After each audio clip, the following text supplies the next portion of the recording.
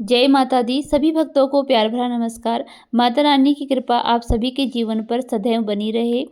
आज की वीडियो में हम जानेंगे महालक्ष्मी गजलक्ष्मी के व्रत कथा के बारे में। वह व्रत जिसके करने से सारी इच्छाएं पूर्ण होती हैं। मान्यता है कि यह व्रत महाभारत काल से ही चला आ रहा है और देवी कुंती तथा गांधारी को महर्षि व्यास के द्वारा यह व्रत विधि बताई गई थी। मान्यता अनुसार महाभारत काल में देवी कुंती ने भी यह व्रत किया था।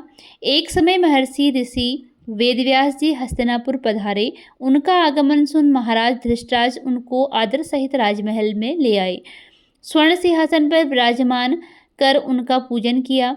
श्री व्यास जी से माता कुंती तथा गांधारी ने हाथ जोड़कर प्रश्न किया, हे महामुने, आप त्रिकालदर्शी हैं, अतः आपसे हमारी प्रार्थना है कि आप हमको कोई ऐसा सरल व्रत तथा पूजन बताएं जिससे हमारा राज्य लक्ष्मी, सुख, संपत्ति, पुत्र पौत्रादि व परिवार सुखी रहे। इतना सुन श्री वेदव्यास जी कहने लगे, हम एक ऐसे व्रत का पूजन व वर्णन कहते हैं जिससे सदा लक्ष्मी जी का निवास होकर सुख समृद्धि की वृद्धि होती है। यह श्री महालक्ष्मी जी का व्रत है। इसे गजलक्ष्मी व्रत भी कहा जाता है, जिसे प्रतिवर्ष आश्विन कृष्ण अष्टमी को विधिवत किया जाता है। ऐसा सुनकर कुंती और गांधारी ने कहा, हे महामुने, इस व्रत की विधि हमें विस्तार पूर्वक बताने की कृपा करें। तब व्यास जी बोले, हे देवी, यह व्रत भाद्रपद शुक्ल अष्टमी से प्रारंभ किया जाता है। इस दिन स्नान करके 16 सूत के धागों का डोरा बनाएं, जिसमें 16 गांठ लगाएं। हल्दी से पीला करें। प्रतिदिन 16 दूब व 16 गेहूं डोरे को चढ़ाएं। आश्विन कृष्ण अष्टमी के दिन उपवास रखकर मिट्टी के हाथी पर श्री महालक्ष्मी जी की प्रतिमा स्थापित कर विधि पूर्वक पूजन करें। इस प्रकार श्रद्धा भक्ति सहित महालक्ष्मी जी का व्रत तथा पूजन करने से आप लोगों को राज्य लक्ष्मी में सदा अभिवृद्धि होती रहेगी। इस प्रकार व्रत का विधान बताकर श्री वेद व्यास जी अपने आश्रम को प्रस्थान कर गए। इधर समयानुसार भाद्रपद शुक्ल अष्टमी से गांधारी तथा कुंती अपने अपने महलों में नगर की स्त्रियों सहित व्रत का आरंभ करने लगी। इस प्रकार 15 दिन बीत गए। 16वें दिन आश्विन कृष्ण अष्टमी के दिन गांधारी ने नगर की सभी प्रतिष्ठित महिलाओं को पूजन के लिए अपने महल में बुलवा लिया। माता कुंती ने यहाँ कोई भी महिला पूजन के लिए नहीं आई। साथ ही माता कुंती को भी गांधारी ने ही बुलवाया। ऐसा करने से माता कुंती ने अपना बड़ा अपमान समझा। उन्होंने पूजन की कोई तैयारी नहीं की एवं उदास होकर बैठ गई। जब पांचों पांडव युधिष्ठिर, अर्जुन, भीम, नकुल और सहदेव महल में आते हैं तो कुंती को उदास देखकर पूछा, हे माता, आप इस प्रकार उदास क्यों हैं? आपने पूजन की तैयारी क्यों नहीं की? तब माता कुंती ने कहा, हे पुत्र, आज महालक्ष्मी जी के व्रत का उत्सव गांधारी के महल में मनाया जा रहा है। उन्होंने नगर की समस्त महिलाओं को बुला लिया और अपने 100 पुत्रों से मिट्टी का एक विशाल हाथी बनाया, जिस कारण सभी महिलाएं उस बड़े हाथी का पूजन करने के लिए गांधारी के यहाँ चली गई, परंतु मेरे यहाँ नहीं आई।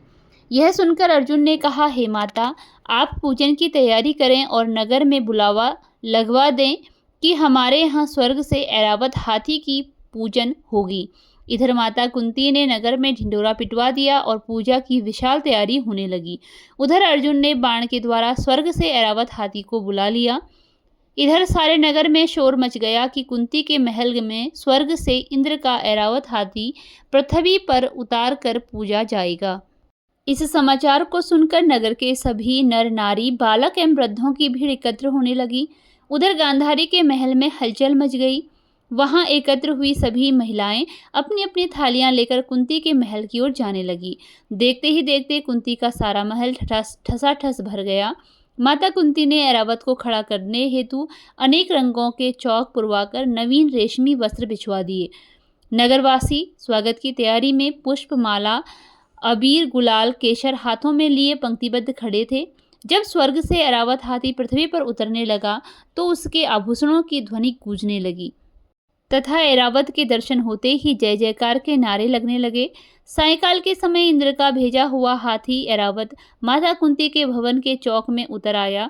तब सब नर नारियों ने पुष्पमाला, अबीर, गुलाल, केसर आदि सुगंधित पदार्थ चढ़ाकर उसका स्वागत किया।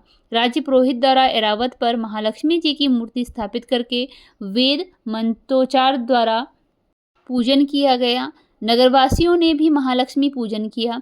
फिर अनेक प्रकार के पकवान लेकर ऐरावत को खिलाए और यमुना का जल उसे पिलाया गया।